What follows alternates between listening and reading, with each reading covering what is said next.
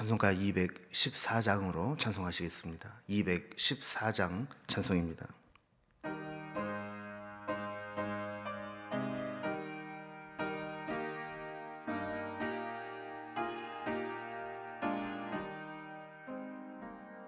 나 주의 도움 받고자 주 예수님께 빕니다.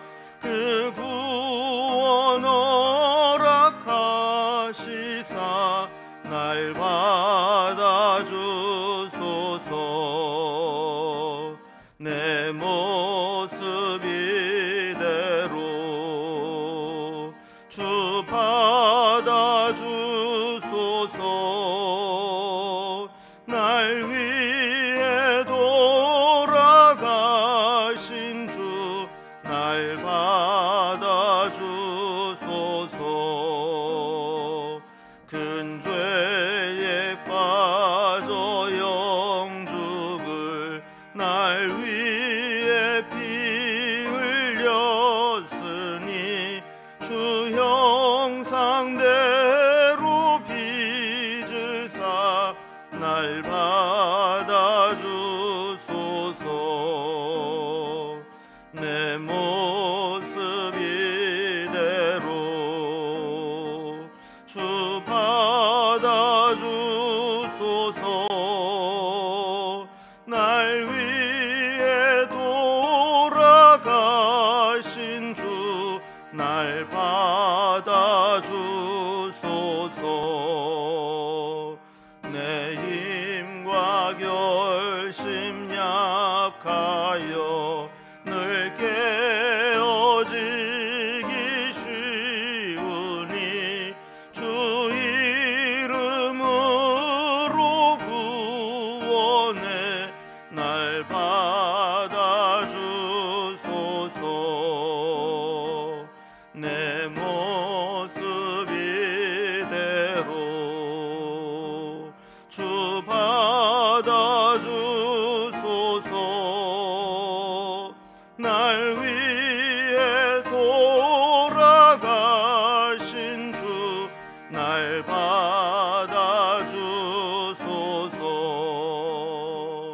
내 주님 서신 발 앞에 나 꿇어 엎드렸으니 그 크신 역사 이루게 날 받아주소서. 내 모습 이대로 주 받아주소서. 내 돌아가신 주 날 받아주소서. 아멘. 오늘 함께 나눌 하나님 말씀은 시편 54편 1절에서 7절까지 말씀입니다.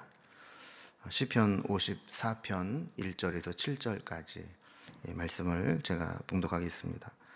하나님이여, 주의 이름으로 나를 구원하시고 주의 힘으로 나를 변호하소서. 하나님이여, 내 기도를 들으시며 내 입의 말에 귀를 기울이소서.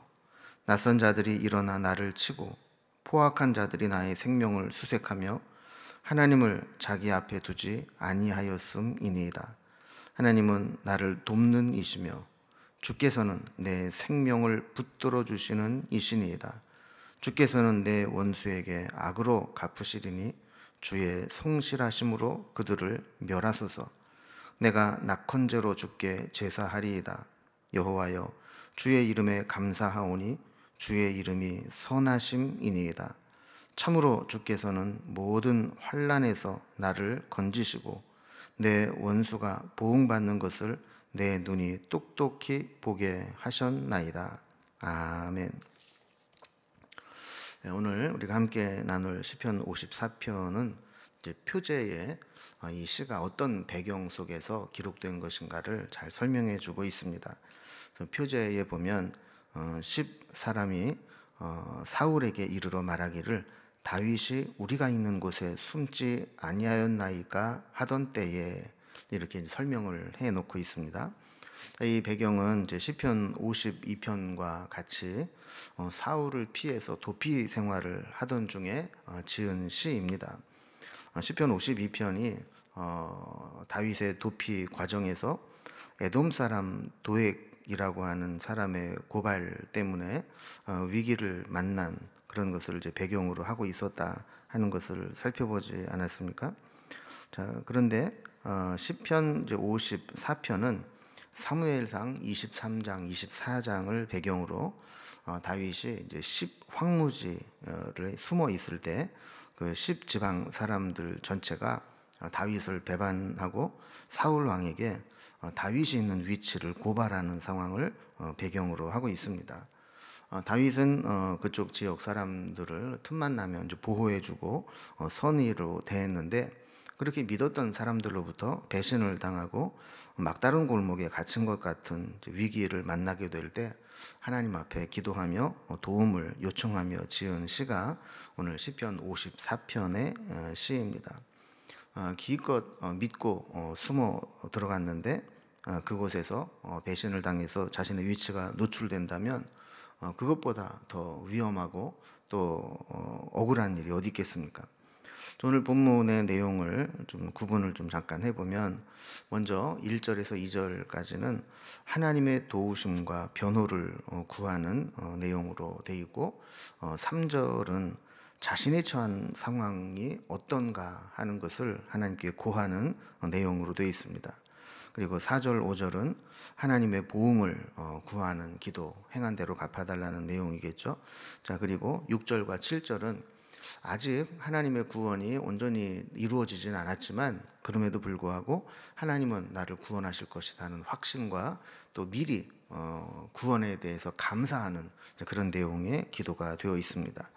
자, 이제 전체적인 내용을 살펴보았으니까 이제 한 절 한 절씩 한번 첫 번째 주제부터 살펴봅니다.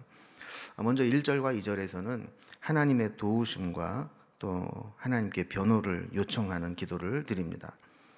자, 아까 이제 배경 설명을 드린 것처럼 이제 다윗은 10황무지에 숨어 들어갔고 그 10이라고 하는 지역에 있는 사람들에게 도움을 요청했는데 그들이 배신을 하고 사울 왕에게 다윗의 위치를 알려주게 될 때 다윗은 매우 위험한 상황에 처하게 되었죠. 이때 하나님 앞에 드린 기도가 바로 오늘 1절, 2절로 시작이 됩니다. 1절, 2절 말씀을 좀 보면은요, 하나님이여 주의 이름으로 나를 구원하시고 주의 힘으로 나를 변호하소서. 하나님이여 내 기도를 들으시며 내 입의 말에 귀를 기울이소서. 이렇게 기도합니다. 그러니까 이 상황을 우리가 이제 볼 때 본능적으로 아주 절박한 기도가 저절로 나오게 되는 것이죠.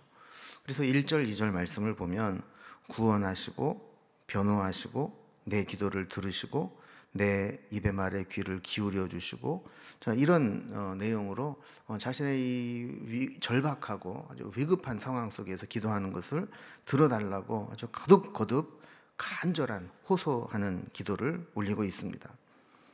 그럼 우리가 위기를 만났을 때 이 기도하는 것은 정말 너무너무 중요합니다. 전쟁터에서 한 부대가 고립되게 되면 가장 중요한 것이 무전이 되어야 한다는 겁니다. 그래서 자기 상급 부대에게 자신의 위치와 또 지금 당한 상황들을 잘 알리고 또 거기에서 오는 도움을 받을 수 있기 때문에 그런 것이죠. 그럼 우리도 마찬가지입니다.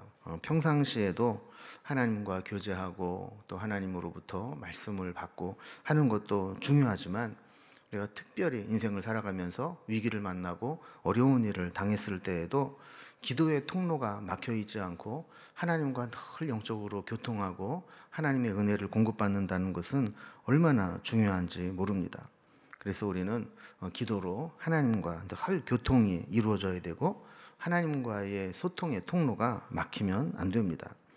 다윗은 지금 사울을 피해 도망다니고 있었지만 역으로 영적으로는 아주 상태가 좋았습니다.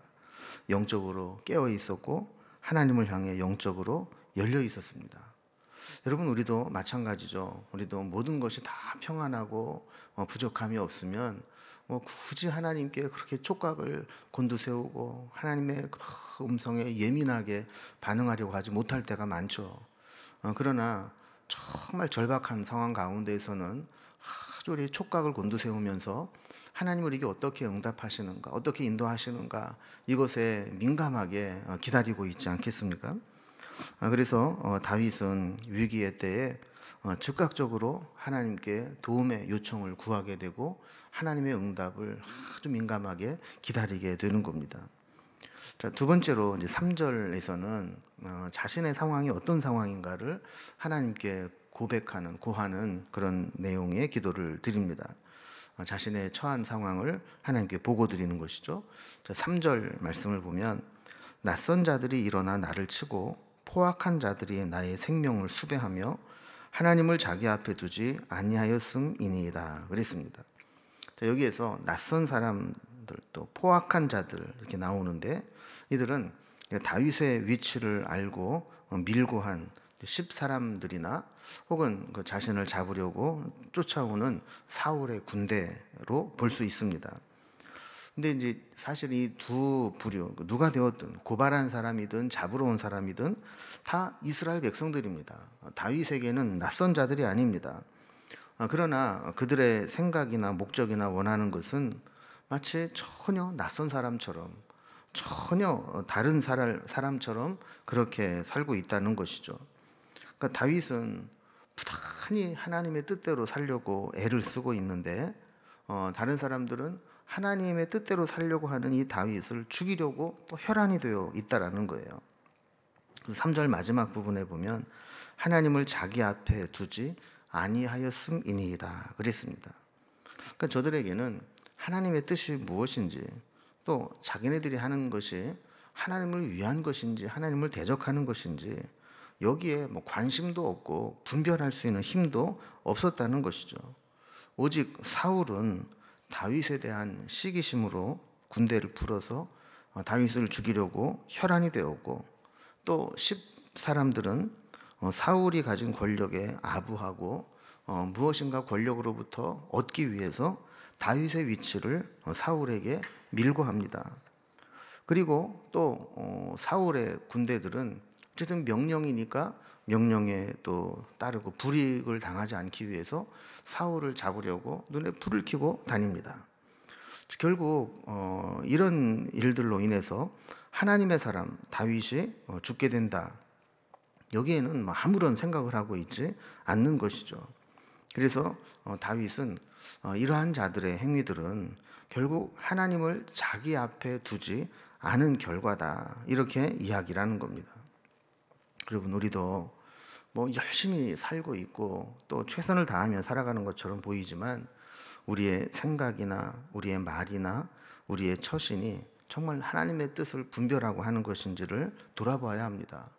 내가 하는 것이 정말 하나님의 뜻에 합한 것이고 하나님을 위한 것인지, 아니면 내가 이렇게 하는 것이 하나님의 뜻에 역행하는 것인지, 이거를 돌아봐야 된다는 것이죠. 우리의 어떤 욕심이나 욕망, 또 자존심이나 사적인 감정 때문에 하나님의 뜻을 외면하는 그런 자가 되어서는 안 된다라는 거예요. 그래서 이렇게 다윗은 자신을 반대하는 것이 단순히 어떤 개인적인 복수나 공격이 아니고 이렇게 하나님의 뜻을 알지 못하고 하는 악행이고 거기에 큰 위기를 당하고 있다라고 고백을 합니다. 자, 세 번째로 4절과 5절에서는 이런 상황 가운데서 하나님이 개입하시고 또 하나님이 보응해 주실 것을 간구합니다. 우리가 억울하게 고통당할 때 우리가 할 수 있는 기도는 하나님께서 적극적으로 이 상황 가운데 개입해 주시기를 요청하는 것입니다. 그리고 그것을 기다리는 것이죠. 4절에 보면 하나님은 나를 돕는 이시며 주께서는 내 생명을 붙들어 주시는 이신이다 그랬습니다. 지금 상황적으로 보면 이제 10 사람들이나 사울과 그의 군대들은 모두 다윗을 위기 상황으로 몰아가고 있습니다. 이때 다윗은 하나님을 바라보고 하나님께 도움을 요청하고 하나님의 개입하심을 간구하고 있는 것이죠. 하나님은 나를 돕는 이시고 하나님이 내 생명을 붙들어 주시는 분임을 고백하면서 하나님께 자신의 위험한 위기를 구원해 달라 기도하는 겁니다. 그럼 사실 이 지금 상황을 보면 겉으로 보기에는 다윗이 위기에 처한 것 같습니다. 위치가 노출되었고 사울의 군대는 포위망을 점점 좁혀오고 있습니다. 이제 까딱 잘못해서 잡히게 되면 이제는 벗어날 수 없는 상황이 되었습니다. 그러나 영적인 관점에서 보면 실제는 정반대 상황입니다. 실제는 사울과 사울의 군대가 위험합니다.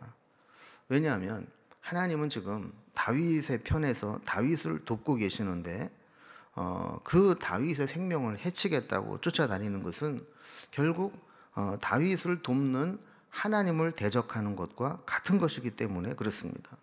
이것은 매우 무모한 짓이고 또 그 결과가 얼마나 참담하게 끝날 것인가를 알지 못하는 행위였습니다. 이렇게 다윗이 겉으로는 위험한 상황에 처한 것처럼 보였지만 사실은 그를 쫓는 사울과 그의 군대가 더 위험에 처해 있는 것이죠. 다윗은 5절에서 주께서는 내 원수에게 악을 갚으시리니 주의 성실하심으로 그들을 멸하소서 그랬습니다.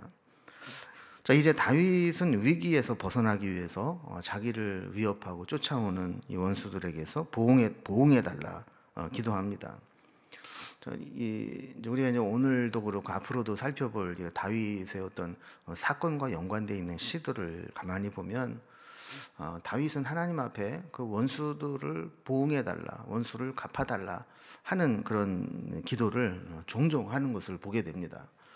우리는 이제 이것을 보면서 야, 다윗 같은 사람도 저렇게 원수 갚아달라고 저렇게 기도할 수 있는가? 또 우리도 억울한 일 당하면 원수를 갚아달라고 그렇게 기도해도 되는가? 하는 그런 생각을 할 수 있습니다. 그러나 우리가 먼저 알아야 될 것은 다윗이 이렇게 하나님이 개입하셔서 원수에게 악을 갚아주시고 그들을 멸해달라 하는 것은 개인적인 보복감, 개인적인 복수심으로 원수를 갚아달라고 기도하는 게 아닙니다. 하나님의 공의로우심과 하나님의 그 의로우신 성품을 의지해서 이 일로 인해서 하나님의 공의가 실현되기를 원해서 기도하는 것이죠. 그러니까 다윗은 하나님의 종으로 부름을 받았고 하나님께 쓰임 받는다는 그런 기름 부음을 받고 확신을 가지고 살아가게 되는데 그 하나님의 뜻을 대적하고 나를 해침으로 인해서 나를 통해서 하시고자 하는 하나님의 계획들을 방해하려고 하는 자들이 있다면 그들을 하나님께서 막으셔서 하나님의 뜻이 나를 통해 이루어지게 해달라 하는 그런 내용의 기도입니다. 특별히 악한 자들은 아무리 말로 해도 그걸 듣지 않고 그 악한 자들의 악행을 막을 수 있는 유일한 방법은 하나님께서 그들에게 악으로 갚으시고 그들을 멸하셔서 그 악을 도모할 수 있는 힘을 없애버리는 것, 그것밖에는 없다라는 거예요. 그래서 우리는 이런 원수를 갚아달라 하는 이 다윗의 기도를 보면서 다윗도 이런 기도를 했으니까 우리도 나를 힘들게 하는 놈들 다 원수 갚아달라고, 아주 망하게 해달라고 그렇게 기도해도 되겠구나, 이렇게 생각해서는 안 된다는 겁니다. 자, 마지막으로 오늘 이제 시에서 살펴볼 내용은 6절과 7절에 있는 내용과 같이 구원의 확신과 감사의 기도를 드렸다는 거예요. 6절에 보면 내가 낙헌제로 주께 제사하리이다. 여호와여 주의 이름에 감사하오리니 주의 이름이 선하심이니이다 그랬습니다.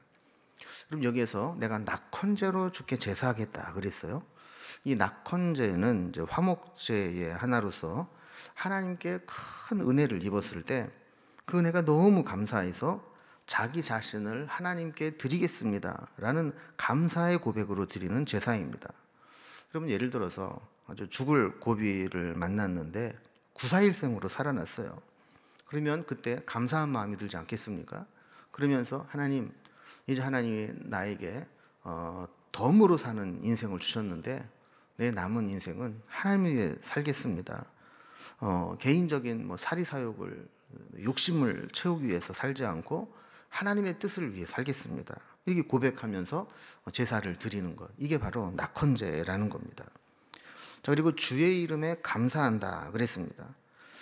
찬양의 이 제사를 드리겠다 하는 것이죠. 그래서 다윗은 지금 이런 위험과 곤경 속에 처해 있지만 사울 왕에게 자신의 위치가 노출되고 지금 포위망이 좁혀오고 있고 자칫 잘못하면 잡혀도 죽을 수 있는 상황이지만 하나님께 이런 낙헌제로 제사를 드리겠다 그랬어요. 왜 그렇게 했을까요? 7절에 보면 참으로 주께서는 모든 환난에서 나를 건지시고 내 원수가 보응받는 것을 내 눈이 똑똑히 보게 하셨나이다 그랬습니다. 그럼 오늘 이제 이 말씀, 특히 이제 6절과 7절 말씀 잘 보면 지금 이 상황은 하나님이 나를 구원하시고 이 사울의 추격에서 나를 건지셨다라고 하는 결과를 보고 이렇게 낙헌제를 드리고 또 감사하는 게 아니라는 거예요. 아직 여전히 위기 가운데 있는 상황이었지만 미리 낙헌제를 드리고 감사의 제사를 드릴 수 있는 이유는 이미 다윗은 그 이전에 수많은 위기와 위험 가운데에서 하나님이 건져주신 사건들에 대한 간증이 너무너무 많아요. 그러니까 이번에도 하나님께서 반드시 이 환난에서 나를 건져주실 것이고 또 나를 구원해 주실 것이다 라는 것을 확신하기 때문에 내 눈이 똑똑히 원수가 보응받는 것을 보게 하신 것처럼 이번에도 그렇게 하실 것을 믿습니다 라는 기도를 드리는 것이죠. 여러분, 우리도 사실 믿음이라는 게 사실 그런 거 아니겠습니까? 아직 고난이 끝나지 않고 아직 우리가 위기 가운데 있다 할지라도 하나님은 선하신 분이고 과거에 우리를 구원하셨던 하나님이 오늘도 구원하실 것이고 우리의 문제를 해결해 주실 것이라는 것을 믿고 미리 감사하고 미리 승리를 선언할 수 있는 것, 이게 바로 믿음이라는 겁니다.